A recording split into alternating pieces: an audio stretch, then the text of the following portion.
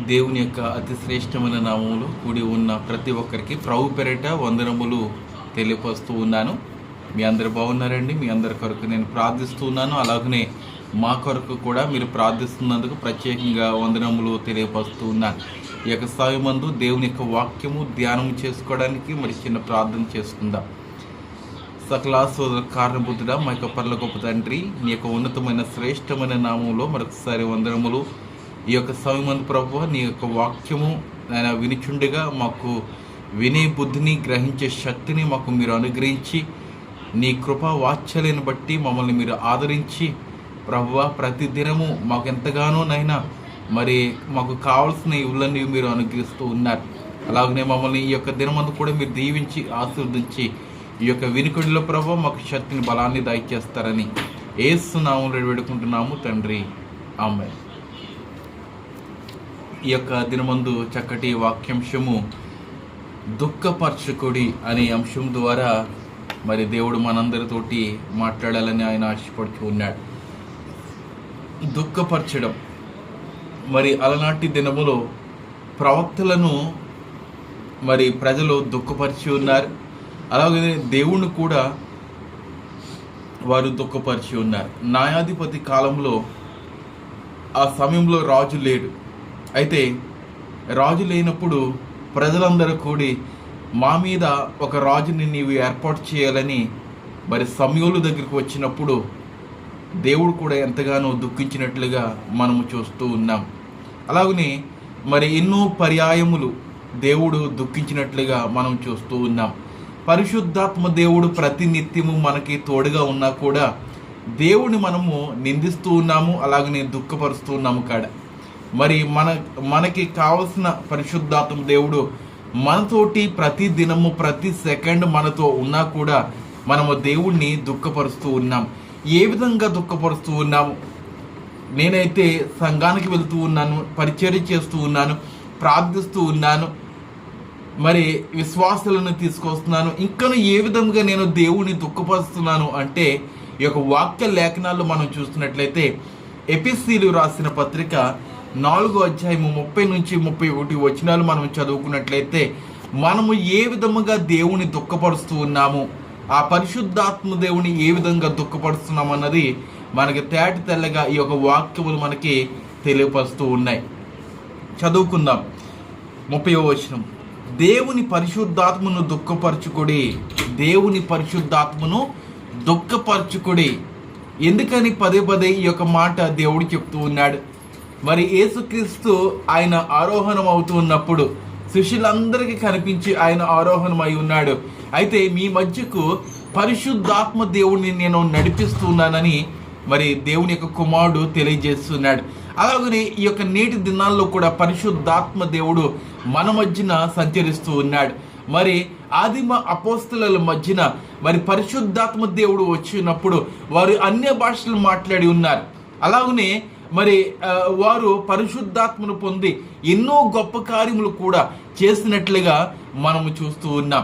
ఈ నేటి దినాల్లో కూడా అటువంటి కార్యములు మరి దేవుడు జరిగించాలని ఆశపడుచున్నాడు. కానీ మరి పరిశుద్ధాత్మను బాధపరిచే రీతిగా ఉన్నవారితోటి ఆయన పనులు చేయించుకోలేడు. దేవునికి మహిమ కలుగుగాక. పరిశుద్ధాత్మ దేవుణ్ణి మరి నిజముగా పరిపూర్ణముగా మరి హృదయపూర్వకంగా ఆయనను ధ్యానము చేసిన వారితోటే మరి పరిశుద్ధాత్మ ద్వారా మరి ఎన్నో కార్యములు జరిగించాలని ప్రభువు ఎదురు చూస్తూ ఉన్నాడు. ఈ రోజున పరిశుద్ధాత్మను అంటబెట్టుకొని ఏమండి ఈ యొక్క పరిశుద్ధాత్మ దేవుడు ఈ యొక్క కార్యము జరిగించి ఉన్నాడని తెలియజేస్తూ ఉన్నారు. ఏమండి అది జరగలేని కార్యము కూడా పరిశుద్ధాత్మ దేవుడు జరిగించి ఉన్నాడని తెలియజేస్తూ ఉన్నారు. మరి పరిశుద్ధాత్మ దేవుడిని హేళన చేస్తూ ఉన్నారు కొన్ని గొప్ప గొప్ప పాస్టర్లకు కూడా. మరి పరిశుద్ధాత్మ దేవుడు మాట్లాడి ఉన్నాడంటే ఆ భాష ఇతరులకు అర్థమయ్యే రీతిగా ఆ సేవకుడు తెలియచేయాలి. ఈ రోజున ఆ పరిశుద్ధాత్మ నా మీదకు వచ్చినప్పుడు నేను ఆ భాష నేను మాట్లాడి ఉన్నాను, ఆ భాష నాకు గుర్తులేదు, నేను తెలియజేయలేను అనగా అంటే అది పరిశుద్ధాత్మ దేవుడు మాట్లాడిన మాట కాదు. ఈ యొక్క గ్రంథము కూడా ఒక మాట అంటూ ఉన్నది, నీకు తెలిసినది నీవు చెప్పినట్లయితే దాన్ని క్షుణ్ణముగా నీ విశ్వాసకి తెలియపరచాలి. ఒకవేళ తెలియపరచని పరిస్థితిలో నీవు ఉన్నట్లయితే దానిని నీవు తెలియజేయకుండా ఉండుటే మంచిది. కనుక ప్రియ బిడ్డలారా, ఏ సేవకుడైనా మరి అన్య భాషలతోటి మాట్లాడినప్పుడు ఆ భాష మరి విశ్వాసులకు అర్థమయ్యే రీతిగా ఆయన బోధించినప్పుడే అక్కడ పరిశుద్ధాత్మ దేవుడు పనిచేస్తూ ఉంటాడు. అయితే ఇక్కడ పరిశుద్ధాత్మ దేవుణ్ణి బాధపరచొద్దు, దుఃఖపరచొద్దు అని ఈ యొక్క వాక్యము తెలియబోస్తున్నది. ఏ విధంగా మనము దుఃఖపరుస్తూ ఉన్నాం? ఏమండి, విమోచన దినము వరకు ఆయన యందు మీరు ముద్రింపబడి ఉన్నారు. విమోచన దినం వరకు ఏమండి, ఆయన యందు మీరు ముద్రించబడి ఉన్నారు. దేవుని యొక్క రాకడకి మునుపు ఏమండి కొన్ని తెగుళ్ళు ఉంటాయి. ఆ తెగుళ్ళు వచ్చేసిన తర్వాత ఇంకా ఎటువంటి విమోచన ఉండదు. తెగుళ్ళు రాక మునిపే నీ ప్రవర్తన ఏంటన్నది నీవు సరి చేసుకోవాలి. ఏమండి, ఇంతవరకు పరిశుద్ధాత్మ దేవుడు మన మధ్యన సంచరిస్తూ మనల్ని నెమ్మదిపరుస్తూ ఆయన మన యొక్క జీవితంలో ఎన్నో గొప్ప కార్యములు జరిగిస్తూ ఉన్నారు. ఈ రోజున మన యొక్క ప్రభు అయిన యేసుక్రీస్తు మన పక్షంన ఆయన నిలబడి తండ్రితోటి మాట్లాడుచూ ఉన్నాడు ఆ పరలోక రాజ్యంలో. ఏమండి, ఆ పరలోక రాజ్యంలో ఈ యొక్క సంభాషణ ముగిసిపోయినాక ఇక తర్వాత ప్రభువా నాకు విమోచన కావాలి, ప్రభువా నిన్ను చేరుకోవాలి అనుకుంటే అది సాధ్యము కాదు. అందుకని ప్రభువు అంటున్న మాట ఏంటంటే, మరి ఈ యొక్క వాక్యములు అంటున్నారు, విమోచన దినం వరకు ఆయన యందు మీరు ముద్రింపబడి ఉన్నారు. విమోచన దినం వరకు మీరు ఆయన యందు ముద్రించబడి ఉన్నారు. ముద్రించబడిన వారందరూ ఎత్తబడే గుంపులో ఉంటారండి. ముద్రించబడని వారు ఏమండి ఆ యొక్క సమాధిలోనే వారు ఉండిపోతారు. ఈ యొక్క భూమి మీద విడవబడిన గుంపుతోటే ఉంటారు. ఆ సాతాను బంధకముతోటే వారు ఉంటారు. సాతాను యొక్క అనుచరులతోటే వారు ఉంటారు. గొప్ప గొప్ప ఏమండి రాజులైనా గొప్ప గొప్ప సేవకులైనా దేవుని యొక్క మాట వినకపోయినట్లయితే దేవుడు ఏమంటున్నాడు, నా ఆజ్ఞలు గైకుంటేనే పరలోక రాజ్యము. ఆయన యొక్క ఆజ్ఞలు, ఆయన యొక్క మాట వింటేనే మనము దేవుని యొక్క రాజ్యాన్ని మనము ఏలగలము, అనగా ఆ యొక్క రాజ్యంలో మనము ఉండగలము. ఈ రోజున ఆజ్ఞలు ఏవి అవసరము లేదు అంటూ ఉన్నారు. మనకి నచ్చినట్లుగా మనం ఉంటే సరిపోతుంది అంటూ ఉన్నారు. అలాగన ఉండిన ఎడల ప్రభువును మనము కలుసుకోలేమండి. ఏమండి, ఎప్పుడైతే ఈ యొక్క వాక్యములు మనకి వినపడుతూ ఉంటాయో ఆ వాక్యానుసారంగా మనం నడవాలి, ఆ వాక్యానుసారంగా మనం జీవించాలి. ఏమండి, ఈ యొక్క వాక్యమే ఒక దినముందు మనకు సాక్షిగా నిలబడుతూ ఉంటుంది. ఈ యొక్క వాక్యము మనము నిర్లక్ష్యము పెట్టకూడదు. అన్యులకైతే ఏమీ తెలియదండి ఈ యొక్క వాక్యము కొరకు. ఏమండి, దేవుని యొక్క మందిరానికి వెళ్తున్న మనకి మనము తెలుసుకోకపోతే ఎట్లా ఉంటుందంటారు? అందుకని పరిశుద్ధాత్మ దేవుడు దుఃఖపడుతూ ఉన్నాడు. ఇంతకాలం వరకు దేవునికి వాక్యము వినపడుచున్నా కూడా వీరు వినబడలేని పరిస్థితిలో ఉంటున్నారు. కనుక మనము దేవుణ్ణి మనము దుఃఖపరచకూడదు. అయితే ప్రియ బిడ్డలారా, ఇంకొన్ని చాలా ప్రాముఖ్యమైన వచనాలు ఉన్నాయి. మీరు ముద్రింపబడి ఉన్నారు. సమస్తమైన ద్వేషము, కోపము, క్రోధము, అల్లరి, దూషణ, సకలమైన దుష్టత్వం మీరు విసర్జించుడి. ఏమండి, ఇవన్నీ మనలో ఉన్నట్లయితే ఏమండి పరిశుద్ధాత్మ దేవుడు తప్పక ఏమండి దుఃఖిస్తాడు. మనలో ఏమైనా దూషణ చేసే మాటలు ఉన్నాయా? అపవిత్రమైన మాటలు ఉన్నాయా? అపవిత్రమైన ఆలోచన ఉన్నదా? పరిశుద్ధాత్మ దేవుడు నీలో ఉండాలని ఆయన ఆశపడుచు ఉన్నాడు. మన యొక్క హృదయము దేవుని యొక్క ఆలయమని, మన యొక్క శరీరము దేవుని యొక్క ఆలయమని దేవుడు చెప్తూ ఉన్నాడు. అయితే ఈ యొక్క ఆలయాన్ని సంరక్షించడానికి ఏది ఉపయోగపడుతుంది? ఎక్కువగా పరిశుద్ధాత్మ దేవుడు కంచెగా వేసి కాపాడుతూ ఉంటాడు ఈ యొక్క ఆలయాన్ని నలుదిక్కల. అయితే నీ వైపులా ఏమండి, నీ వెనకాల, నీ ముందర, నీ ప్రక్కన, ఎడమున, కుడిన మరి దేవుడు నిన్ను సంరక్షిస్తూ ఉన్నాడు. పరిశుద్ధాత్మ ద్వారా నిన్ను సంరక్షిస్తున్నాడు ప్రియ దేవుని బిడ్డలారా. అయితే సంరక్షిస్తున్న ఆ యొక్క దేహంలో ఇటువంటి కార్యములు ఉన్నట్లయితే పరిశుద్ధాత్మ దేవుడు దుఃఖపడతాడు. ఈ రోజున అటువంటి కార్యములు ఉన్నాయా? ఏమండి, సమస్తమైన ద్వేషము ఏమండి, నీ పొరుగు వారి మీద నీవు ద్వేషము కలిగి ఉన్నట్లయితే దేవుడు నీ మీద కూడా ద్వేషము కలిగి ఉంటాడు. ఏమండి, ఎవరైతే బేదలను కనికరిస్తారో వారిని నేను కనికరిస్తానని మత్తయి సువార్తలో దేవుడు తెలియజేస్తూ ఉన్నాడు. ఒకవేళ ద్వేషముతోటి నీవు ఉన్నట్లయితే దేవుడు కూడా నీ మీద ద్వేషము చిమ్ముతూ ఉంటాడు. ఏమండి, ప్రక్కవారితోటి మాట్లాడలేని పరిస్థితి, ఏమండి అటువంటి దౌర్భాగ్యమైన స్థితి మన యొక్క క్రైస్తవ జనాంగంలో ఉంటున్నది. ఏమండి, కొంతమంది హైందవ సహోదరులైతే ఏమండి వారు గొడవ పడుకున్న తర్వాత వెంటనే ఒక 2-3 రోజుల తర్వాత కలిసిపోతూ ఉంటారు. కానీ క్రైస్తవ జీవితంలో కొంతమందిని నేను ఉద్దేశించి మాట్లాడుచున్నాను. వారు ద్వేషము పెట్టుకుని ఉన్నారంటే కొంతకాలము, ఏమండి సంవత్సరాలు ఆ యొక్క గొడవ ద్వేషము వారి మధ్యన ఉంటూ ఉన్నది. నీరులే పారుచున్నది ప్రియదేవుని బిడ్డలారా. అలాగన మనం ఉండకూడదు. అలాగన ఉన్నట్లయితే పరిశుద్ధాత్మ దేవుడు దుఃఖపడతాడు. ఇంక తర్వాత మాట ఏమన్నది? కోపము. ఈ కోపాలు కూడా మనము మానుకోవాలి. దేవుడు పాత నిబంధనలో అంటున్న మాట ఏంటంటే, ఎవరి మీదైనా మనము కోపము లేకపోతే శత్రుత్వము మనం కలిగి ఉన్నామంటే అది సూర్యాస్తమయ్యేలోగా మనము ఆ యొక్క కోపాన్ని మనము మాన్పించుకోవాలి, తొలగించుకోవాలి, క్షమాపణ తెలియజేసుకోవాలి. ఈరోజున అటువంటి కోపాలు ఉన్నాయా? ఒకవేళ నీ మీద ఎవరి మీదైనా నీవు కోప్పడినట్లయితే దేవుడు నీ మీద కోప్పడతాడో. దేవుని యొక్క వాక్యం ఏముంటున్నది? నెమ్మది కలిగి ప్రేమతోటి మాట్లాడు. ఒకవేళ ఎవరి మీద కోపం ఉంచుకోకో, వారితోటి నీవు ప్రేమగా ఉన్నట్లయితే మీ మధ్యన ప్రేమ విరజిమ్ముతుంది. కనుక ప్రేమతోటి ఉందాం, కోపంతో కాక. క్రోధము, అల్లరి, దూషణ, సకలమైన దుష్టత్వం మీరు విసర్జించడి. దుష్టుల ఆలోచన చెప్పున నడవక, పాపుల మార్గమున నిలవక, అపహాసు నుండి చోటిన కూర్చుండగా అని దావీదు కీర్తన 1వ అధ్యాయము 1-2 వచనాలు తెలియజేస్తూ ఉన్నది. దుష్టులతోటి మనం సాంగత్యం చేయకూడదు. అల్లరితోటి ఉన్నవారితోటి మనం ఉండకూడదండి. ఏమండి, ఈ రోజున నిజంగా నేను అనుభవించిన జీవితంలో నేను తెలియజేస్తూ ఉన్నా. నేను ఎంతగా మంచిగా ఉంటానో అంతగా జనులందరూ నాకు దూరంగా ఉంటూ ఉన్నారు. చాలా సంతోషం. ఏమండి, మంచివారే నాకు తోడుగా ఉంటున్నారు, మంచివారే నాకు స్నేహితులుగా ఉంటున్నారు. అల్లరి జనము నా దరికి రాదు. ఎందుకంటే వారు త్రాగుబోతులు, తిరిగిబోతులు. నేను అటువంటి పరిస్థితుల్లో ఉండను కాబట్టి నా దరికి వారు రారు. ఒకవేళ నీవే మంచిగా ఉన్నట్లయితే, నీవే పరిశుద్ధముగా ఉన్నట్లయితే అల్లరి జనము, ఏమండి దూషణ చేసే జనము నీ దరికి సమీపించకుండా ఆ పరిశుద్ధాత్మ దేవుడు నీకు కంచిగా వేసి కాపాడుతాడు. దేవుడికి మహిమ కలుగుగాక. యోబుని కంచెగా వేసి దేవుడు కాపాడి ఉన్నాడు.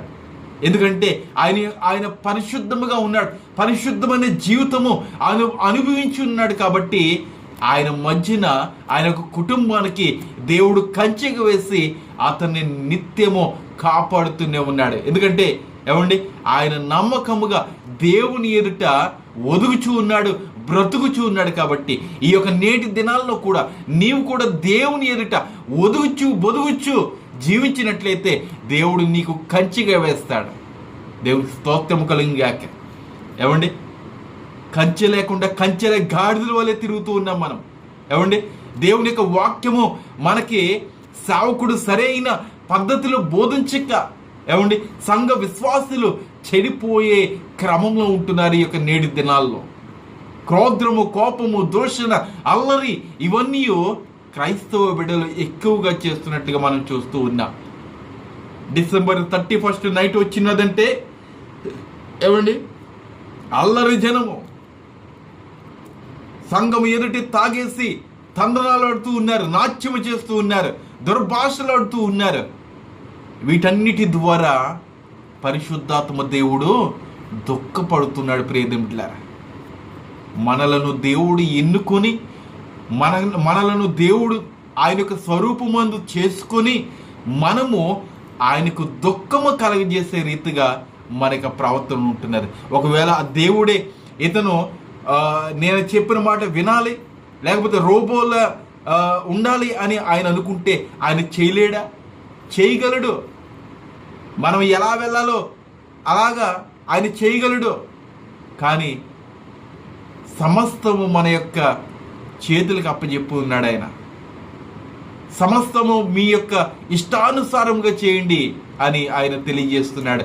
ప్రసంగిలో కూడా ఉంటున్నది, యవన కాలం ముందు నువ్వేమి చేస్తున్నాను తర్వాత ఒకనొక దినం అనేది ఉంటుంది, ఆ దినములో నీవు తీర్పులో కూర్చుంటావని ప్రసంగంలో చెప్పబడుచు ఉన్నది. దేవుడు ఏం చేయట్లేదులే, నా సేవకుడు ఏమీ చెప్పటం లేదులే అని నీవు అనుకుంటున్నావేమో. కానీ ఒకనొక దినమందు తీర్పులో కూర్చునే పరిస్థితి ఉంటుంది.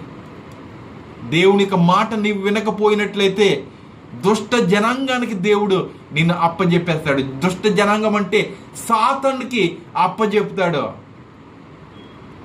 గనుక బహు జాగ్రత్తగా ఉండాలి. దావీదు కీర్తనలో కూడా ఒక మాట అంటున్నాడు దేవుడు. దావీదు కీర్తన 70వ అధ్యాయము 78వ అధ్యాయం 48వ వాక్య భాగము, అరణ్యమున వారు ఆయన మీద ఎన్ని మారులో తిరగబడిరి, ఎడారి యందు ఆయనను ఎన్ని మారులు దుఃఖపెట్టేది. మన యొక్క పితరులు ఐగుప్తు ప్రాంతం నుంచి కానాను దేశాన్ని నడిపిస్తున్నప్పుడు దేవుణ్ణి ఎన్నో మార్లు ఆయనను దుఃఖపరిచి ఉన్నారు. నీళ్లు లేవని దుఃఖము, అన్నము లేదని దుఃఖము, గుడారాలు లేవని దుఃఖము, ప్రాణాపాయ స్థితిలో ఉన్నామని దుఃఖము. దేవుడు వారి మధ్యన ఉన్నాడని వారు తెలుసుకోలేదండి. ఒకవేళ వారు తెలుసుకున్నట్లయితే ఆ దేవుడు మాకు సహాయం చేస్తాడు. మరణంలో ఉన్నా కూడా ఆయన సహాయం చేస్తాడు. మాకు ఆహారం లేమిలో ఉన్నా కూడా ఆయన సహాయం చేస్తాడు. చీకటిలో ఉన్నా కూడా ఆయన మాకు సహాయం చేస్తాడని వారు అనుకున్న ఎడల దేవుడు తప్పక వారిని కానాను దేశానికి నడిపించింది, ఆ యొక్క లక్షలాది జనంగా. కానీ ఈ యొక్క ప్రజలు ఏం చేస్తారంట, ఎన్నో మార్లు ఆ దేవుణ్ణి దుఃఖపరిచి ఉన్నారు. ఈ నేటి దినమందు కూడా మన దేవుడు మనతోటి లేడు అని ఆయనకు దుఃఖము కలుగజేస్తూ ఉన్నాం. ఒక మాట సరిపోదండి, ఒక ఆలోచన సరిపోదా దేవుని దుఃఖపరచడానికి? దేవుడు నాకు ఎటువంటి సహాయం చేయట్లేదు అనే మాట సరిపోదా? ఎంతవరకు నీవు బ్రతికి ఉన్నావంటే అది దేవుని యొక్క కృపను బట్టి. ఎంతవరకు నీవు బ్రతికి ఇలాగన మాట్లాడుతూ, ఇలాగన చూస్తూ, ఇలాగన తింటూ, ఇలాగన నడుస్తూ ఉన్నావంటే పరిశుద్ధాత్మ దేవుడు నీకు సహాయం చేస్తున్నాడు.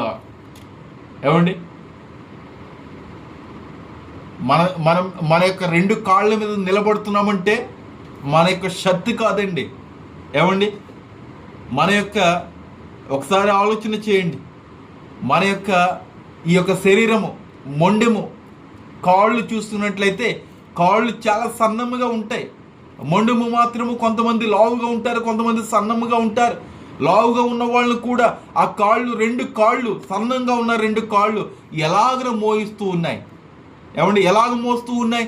కేవలం పరిశుద్ధాత్మ దేవుడు నీ ఇరు ప్రక్కల ఆయన నిలబడి నిన్ను నిలబెడుతూ ఉన్నాడు. అది జ్ఞాపకం చేసుకో. నీ యొక్క సొంతంగా నువ్వు నిలబడుతున్నావని కాదండి, నువ్వు సొంతంగా లేచి ప్రార్థన చేస్తున్నావని కాదు, దేవుడు నిన్ను నిలబెడుతూ ఉన్నాడు. అది మనం జ్ఞాపకం చేసుకోవాలి. ఇదంతయు దేవుడు చేస్తున్నాడు. ఇదంతయు మనం జ్ఞాపకం చేసుకుని దేవుని సంతోషపరచాలి, దుఃఖపరచకూడదు ఎప్పుడు. మన యొక్క చేతికి ఆహారం వస్తున్నదంటే దేవునికి చిత్తమండి. ఎంతోమంది ఈ యొక్క రోడ్డు ప్రక్కన మనం చూస్తూ ఉన్నాం. రోడ్డు ప్రక్కన వారికి గృహము లేక, తిండి లేక పస్తులుంటూ ఒక పూట తింటూ వారు బ్రతుకుతూ ఉన్నారు. వారికంటే మనము గొప్పవారమంటారా? వారు నిజంగా ఈ యొక్క ఈదరపల్లి ప్రాంతంలో ఎవరైనా ఉంటే చూడండి, ఆ యొక్క ప్రాంతంలో అక్కడ బిచ్చమెత్తుకునేవారు చక్కగా ఒక గుడి కట్టుకుని, బిచ్చమెత్తుకునేవారు ఒక చక్కగా గుడి కట్టుకుని అక్కడ డేరా వేసుకుని దేవుని స్తుతిస్తూ ఉన్నారు. వాడుకున్న జ్ఞానం ఈరోజు మనకు ఉండట్లేదా? మనకు చక్కగా బంగ్లాలు, భూములు ఉంటే గర్వము పెరిగిపోతున్నది, విర్రవీగిపోతున్నారు ఏదన్నా కొద్దిగా ఉన్నట్లయితే. దేవుని దుఃఖపరుస్తున్న ప్రియ దేవుని సంగమా, పరిశుద్ధాత్మ దేవుణ్ణి నీవు నిందిస్తూ ఉన్నావు. ఈ యొక్క అల్లరి అంతయు, దోషణ అంతయు నీలో ఉంచుకొని దేవుణ్ణి నీవు అవమానపరుస్తూ ఉన్నావో మనం మార్చుకోవాలి. గలతీయులు మనం చూసుకున్నట్లయితే 4వ అధ్యాయము, గలతీయులు 4వ అధ్యాయము 6వ వచనం ఒకసారి మనం పరిశీలన చేద్దాం. మరియు మీరు కుమారులై ఉన్నందున నాయన తండ్రి అని మొరపెట్టు తన కుమారుని ఆత్మను దేవుడు మన హృదయంలోనికి పంపెను. ఆయన ప్రధాన యాజకుడు. ఆయన మన యొక్క హృదయాన్ని ఆయన పరిపాలించాలి. ఆయన ఒక రాజుగా ఉన్నాడు. ఆ రాజు మన యొక్క హృదయాన్ని, మన యొక్క ఆలోచనలను, మన యొక్క తలంపులను ఆయన పరిపాలించాలి. ఎందుకంటే తండ్రి మన యొక్క హృదయంలోనికి తన యొక్క కుమారుడిని పంపించి ఉన్నాడు. దేవుడికి మహిమ కలిగినగాక. కుమారుడు పరిశుద్ధంగా జీవించున్నాడు. అలాగనే ఆ యొక్క అనగా ఆ కుమారుడు యొక్క తరపున మనము కూడా పరిశుద్ధంగానే జీవించేవారిగా ఉండాలని మిమ్మల్ని ప్రేమపూర్వకంగా కోరుచూ ఉన్నాను.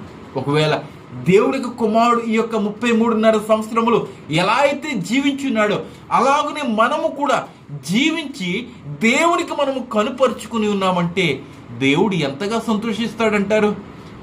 ఈరోజు నీ కొరకు నా కొరకు దేవుడు దుఃఖిస్తున్నాడా అన్నది ఈ యొక్క సమయం అందే నీవు పరిశీలన చేసుకో. ఏమండి, పరిశీలన ఎవరో వచ్చి చేరండి నిన్ను. దేవుని యొక్క గ్రంథాన్ని చేతపుచ్చుకొని ఏమండి ఈ వాక్యములు చదివితే దేవుడే నీకు కనుపరుస్తాడు నీవు ఎట్టి రీతిలో, ఎట్టి పరిస్థితుల్లో నీవున్నావు. ఏమండి, భూతద్దములాగా మన యొక్క పాపములన్నీ ఈ యొక్క పరిశుద్ధ గ్రంథము మనకు చూపించి మన యొక్క మనసును మార్చేది ఈ యొక్క గ్రంథము మాత్రమే. ఏమండి, మన యొక్క ఆలోచనలను మార్చేది ఈ గ్రంథము మాత్రమే. ఈ లోకంలో ఏ గ్రంథము లేదు, ఏ పుస్తకము లేదు. నీ అంతటా నీవు మారితే తప్ప ఏమండి దేవుడు నిన్ను చేర్చుకోడు. నీ అంతటా నీవే మారాలి. మారుతామా? దేవుని దుఃఖపరచకుండా దేవుడు సంతోషపరుద్దామా? ఏమండి, ఆయనను సన్మానించవసరం లేదు. ఏమండి, ఆయన సన్మానించవసరం లేదు. లేకపోతే ప్రతి దినము నీవు గొప్ప గొప్ప కానుకలు ఇవ్వవసరం లేదు. నీ హృదయమే నీవు దేవునికి సమర్పించినట్లయితే దేవుడు ఎంతగానో నీ పట్ల సంతోషము వ్యక్తపరుస్తూ ఉంటాడు. దేవుడి యొక్క మాటలను దీవించి ఆశీర్వదించినగాక. ఆమె. ప్రార్థించుకుందాం. అందరు భక్తితో శ్రద్ధగా కళ్ళు మూసుకున్నట్లయితే ప్రార్థన చేసుకుందాం. ప్రార్థనలో జ్ఞాపకం చేసుకోండి. మరి ఈ యొక్క దినమందు మా యొక్క చిన్నమావయ్య గారు శ్రీనివాస్ గారు వారు దూరదేశానికి ప్రయాణమై వారు వెళ్తూ ఉన్నారు. వారి యొక్క మార్గ మధ్యలో దేవుడు సహాయం చేయాలని వారి కొరకు మనము ప్రార్థన చేద్దాం. అలాగనే 1వ తారీఖు నుంచి మాకు ఎగ్జామ్స్ జరగవచ్చు ఉన్నాయి ఈ యొక్క పూణే ప్రాంతంలో. కనుక ఈ యొక్క ఎగ్జామ్స్ కొరకు ప్రార్థన చేయండి. నాతో పాటు ఎంతోమంది సేవకులు ఈ యొక్క ఎగ్జామ్స్ రాస్తూ ఉన్నారు. వారి కొరకు మనము ప్రార్థన చేద్దాం. అలాగనే ప్రవీణ్ పగడాల వారి యొక్క కుటుంబం కొరకు కూడా మనము ప్రార్థన చేద్దాం. ఓదార్పు వారికి దయచేద్దాం. అలాగనే గంటి మార్తమ్మ వారి యొక్క కుటుంబం కొరకు మనము ప్రార్థిస్తూ ఉన్నాం. అలాగనే మరి సహోదరి ప్రసన్న గారు వారి యొక్క కుటుంబం కొరకు, అలాగనే తల్లి గారు అన్నపూర్ణం గారి యొక్క కుటుంబం కొరకు, అలాగనే సహోదరి సౌమ్య గారు వారి యొక్క కుటుంబం కొరకు, జాన్ ప్రసాద్ గారు వారి యొక్క కుటుంబం కొరకు మనము ప్రార్థించి ఉన్నాం. దేవుని యొక్క చిత్తము మరి ఏమేమి ఉన్నదో మనకు తెలియదు కాబట్టి వారు ప్రభువునందు మరి కొన్ని దినముల క్రితము వారు నిద్రించి ఉన్నారు. వారి యొక్క కుటుంబం కొరకు మనం ప్రార్థిద్దాం. మరి అలాగనే సహోదరి గౌరీ గారి కొరకు మనము ప్రార్థిద్దాం. వారు కూడా దూరదేశం నుంచి స్వదేశానికి రావాలని ఆశపడుచు ఉన్నారు. అలాగనే రాజారావు గారి కొరకు మనము ప్రార్థిస్తూ ఉన్నాం. చవాకుల శ్యామ్ గారు, అలాగనే చవాకుల లక్ష్మణరావు గారి వారి కొరకు మనం ప్రార్థిద్దాం. అలాగనే మా యొక్క సహోదరుడు ఆశాకరణ్ గారి కొరకు మనం ప్రార్థిద్దాం. అలాగనే సహోదరి సందే గారి కొరకు మరి వారికి ఇచ్చిన గర్భబలం కొరకు మనం ప్రార్థిస్తూ ఉన్నాం. అలాగనే సుధా గారి కొరకు మనం ప్రార్థిస్తూ ఉన్నాం. అలాగనే ఇంకాను ఎవరైతే ఆర్థిక సమస్యలు ఉన్నారో వారి కొరకు కూడా మనం ప్రార్థిద్దాం. ప్రార్థన అవస్థలు ఎవరికైనా ఉన్న ఎడలా దయచేసి మీరు కామెంట్ రూపంలో తెలియజేసినట్లయితే ఆ తర్వాత దినంలో మీ కొరకు ప్రార్థించే అవకాశము మరి మాకు ఇచ్చినట్లుగా ఉంటుంది. మరి ప్రార్థన చేసుకుందాం. అందరు భక్తితో శ్రద్ధగా కళ్ళు మూసుకున్నట్లయితే ప్రార్థన చేసుకుందాం. అలాగనే మా అత్తయ్య గారు కూడా, సావిత్రమ్మ గారు కూడా మరి ఈ యొక్క ఏప్రిల్ మాసంలో వారు స్వదేశానికి రావాలని ఆశపడుచున్నారు. వారి కొరకు కూడా మనం ప్రార్థన చేద్దాం. ఇజ్రాయేల్ యొక్క సమాధానం కొరకు ప్రార్థన చేద్దాం. ప్రార్థించుకుందాం. సకల ఆశీర్వాదాల కారణభూతుడా మా యొక్క పరలోకపు తండ్రి, నీకు ఉన్నతమైన శ్రేష్టమైన నామంలో మరొకసారి వందనములు ప్రభువా. ఇదిగోనైనా ఇంతవరకు నీ యొక్క వాక్యం ద్వారా మా హృదయంతో ఎంతగానో చక్కగా మీరు మాట్లాడి ఉన్నారు ప్రభువా. నైనా నీవిచ్చిన ఈ యొక్క మాటలను మేము వెనుక తీయక ప్రభువా, నీ యొక్క మాటలను బట్టి ప్రభువా మా యొక్క హృదయాలను బద్ధపరుచుకుని నీ యొక్క వాక్యానుసారంగా మేము జీవిస్తూ ఎటువంటి దుర్భాషలాడటము కానీ, ఎటువంటి దూషణ కానీ, ఎటువంటి కోపము కానీ, క్రోధము కానీ, మరి ఎటువంటి అల్లరి కానీ మాలో లేకుండా మీరు తీసివేయండి. ఇవన్నీ ఉన్నట్లయితే ప్రభువా ఆ యొక్క పరిశుద్ధాత్మ దేవుణ్ణి మేము దుఃఖపరచున్నట్లే ప్రభా. నిశ్చితమైతే ప్రభువా మేము ఆ యొక్క పరిశుద్ధాత్మ దేవుణ్ణి మేము సన్మానించే రీతిగా, సంతోషపెట్టే రీతిగా ప్రభువా మమ్మల్ని మీరు ఏర్పాటు చేసుకోండి. నీ కృపచాటున నైనా మమ్మల్ని మీరు మరుగుపరుచుకుంటూ నడుచు ఉన్నాం. ఇదిగో ప్రభువా నైనా మరి ఇజ్రాయెల్ ప్రాంతాన్ని మీరు సమాధానపరచండి. ఇజ్రాయెల్ ప్రాంతంలో జీవిస్తున్న ప్రతి ఒక్కరిని దీవించండి నాయన. మా కుటుంబ సభ్యులు ఉన్నారు, శ్రేయభిలాషులు ఉన్నారు, విశ్వాసులు ఉన్నారు, ప్రతి ఒక్కరిని దీవించి ఆశీర్వదిస్తున్నాడు ఉన్నాం తండ్రి. అలాగనే ఆయా దేశాల్లో ఉన్న వారు కూడా మీరు జ్ఞాపకం చేసుకోండి ప్రభా. ప్రత్యేకంగానైనా మరి సావిత్రమ్మ గారు వారి యొక్క సహోదరి గారిని మీరు జ్ఞాపకం చేసుకోండి. వారి స్వదేశానికి రావాలని ఆశపడుచున్నారు నైనా. నిశ్చితమైతే వారి యొక్క ప్రాణాన్ని కూడా మీరు తృప్తిపరచండి నైనా. క్షేమంగా వారిని మీరు స్వదేశానికి మీరు నడిపిస్తున్నాడు ఉన్నాం. అలాగనే సహోదరి గౌరీ గారు కూడా ప్రభువ మరి స్వదేశానికి రావాలని ఆశపడుచున్నారు. వారికి ఉన్న బలహీనతను బట్టి నీకు వందనములు ప్రభువ. ఆ బలహీనత యేసునామములో తీసివేసి నీ కృపచాటున వారు మీరు బలపరుస్తున్నాడు ఉన్నాం. ఇదిగోనైనా మరి ఏప్రిల్ మాసంలోనైనా మొదటి దినము నుంచి నైనా మరి ఎగ్జామ్స్ రాయిబోచు ఉన్నాం. నిశ్చితమైతే మాకు మీరు సహాయం చేయండి. నీ పరలోక జ్ఞానము మాకు మీరు అనుగ్రహిస్తున్నాడు ఉన్నాం. ఈ దినమందు ప్రభువ నైనా మరి ఆత్మీయులు ప్రభువ మరి శ్రీనివాస్ గారు వారు స్వదేశానికి వెళ్ళనై ఉండగా వారి యొక్క ప్రయాణ కాలం ముందు మీరు తోడుగుండండి, సహాయం చేయండి.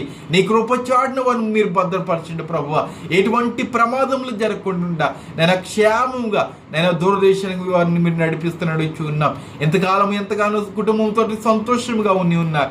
అలాగనే ప్రభువ వారు ఆ యొక్క దేశంలో కూడా సంతోషముగా వారు ఉండటానికి మీరు సహాయం చేయండి. అలాగనే ప్రభువ ఇదిగోనైనా మరి గంటి మార్తమ్మ గారి కొరకు మేము ప్రార్థిస్తూ ఉన్నాం. నేను వారికి కుటుంబంలో గొప్ప కార్యము మీరు జరిగిస్తారని మేము నమ్మికతో ప్రార్థిస్తున్నాం తండ్రి.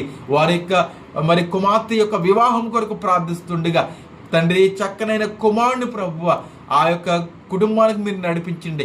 దైవికమైన నైనా మరి బిడ్డను మీరు నడిపించండి ప్రభువ. నైనా నిశ్చితమైతే తండ్రి నైనా ఇదిగో ప్రభువ మరి సహోదరి ప్రసన్న గారి కొరకు మేము ప్రార్థన చేస్తూ ఉన్నాం. వారి యొక్క కుటుంబం కొరకు మనం ప్రార్థన చేస్తున్నాం. వారి యొక్క భర్త కొరకు మేము ప్రార్థన చేస్తూ ఉన్నాం. వారి యొక్క తలంపులు కూడా మీరు నెరవేర్చండి నైనా. నిశ్చితమైతే వారు కూడా దూరదేశానికి వెళ్ళాలని ఆశపడుచున్నారు. వారి యొక్క ప్రాణాన్ని కూడా మీరు తృప్తిపరచండి నాయన. ఇదిగో ప్రభా సహోదరి నైనా స్వామి గారిని బట్టి నీకు వందనాలు ప్రభా. చక్కటి ఉద్యోగము వారికి కల్పించి కుటుంబాన్ని పోషించుకోవడానికి చక్కటి శక్తిని దయచేస్తున్నాడు చూన్నాం. అలాగే అన్నపూర్ణమ్మ గారిని బట్టి నీకు వందనాలు. వారికి ఉన్న బలహీనత ఏస్తున్నమలు తొలగించబడింది కాక నీకు వందనాలు. ఇదిగో ప్రభా జాన్ ప్రసాద్ గారు ప్రభా నీ యందు నిద్రించున్నారు. వారి యొక్క కుటుంబం ఎంతగానో నైనా శోకంలో ఉన్నది ప్రభా. నిశ్చితమైతే సమాధానం వారికి అనుగ్రహించండి నాయన నీకు వందనములు. అలాగే ప్రభు నైనా రాజారావు గారిని బట్టి నీకు వందనములు. ఇదిగా ప్రభు వారి నైనా మరి హాస్పిటల్కి వెళ్ళుచుండే చక్కటి రిపోర్ట్స్ వారికి రావడానికి మీరు సహాయం చేస్తున్నాడు చూన్నాం. అలాగే సందేహ గారిని బట్టి నీకు వందనాలు. ఇచ్చిన గర్భఫలాన్ని బట్టి నీకు వందనాలు. గర్భాన్ని దీవించండి, ఆశీర్వదించండి నాయన. సుధాగారిని బట్టి నీకు వందనాలు ప్రభువ. ఆవిడ కూడా మీరు క్షేమంగా నేను చక్కటి ఆరోగ్యం ఇచ్చి నడిపిస్తున్నాడు చూన్నాం. వారి యొక్క భర్త ప్రభు దూరదేశంలో ఉన్నారు. వారిని కూడా నేను క్షేమంగా నడిపిస్తున్నాడు చూన్నాం తండ్రి. నిశ్చితమైతే ప్రభువ ఈ యొక్క నైనా మరి వేసవ కాలంలో నేను ఎంతో వేడిమితో ఉన్నది నైనా ప్రభు. ఎంతో మంది వృద్ధులు ఉన్నారు. వారికి క్షేమకరమైన ప్రభు వాతావరణం వారికి అనుగ్రహించండి. ఎటువంటి ప్రభువ అనారోగ్యం వారికి దరిచేరక నీ కృపచాటును మరుగుపరచుకోండి. ఎవరైనా ఆర్థిక సమస్యలో ఉన్నట్లయితే ఈ సమయం ముందు వారు ఏకీపిస్తున్నట్లయితే వారి యొక్క కుటుంబంలో ఉన్న ఆ ఆర్థిక సమస్యని దుష్టాత్మను యేసునామములో తొలగించబడింది కాక నీకు వందనములు. నిశ్చితమైతే మా యొక్క నాయకులను, సేవకులను, విశ్వాసులను ప్రతి ఒక్కరిని దీవించి మా యొక్క సంఘాలను నైనా మరి ఈ యొక్క గ్రామాలను, రాష్ట్రాలను, దేశాలను మీరే క్షేమాభివృద్ధి మీరు కలగజేస్తారని, మా పాపములని మీరు క్షమిస్తారని యేసు నామములో ఈ కొద్ది విన్నపములు అడిగి వేడుకుంటున్నాము తండ్రి. ఆమేన్. అందరికీ వందనాలు. శుభదినము. దేవుడు మిమ్మల్ని దీవించి ఆశీర్వదించును గాక. ఆమేన్. దేవుని చిత్తమైతే ఈ యొక్క వీడియోను కూడా ఇతరులకు చేరవేయవలసిందిగా మిమ్మల్ని ప్రేమపూర్వకంగా కోరుచు ఉన్నాను.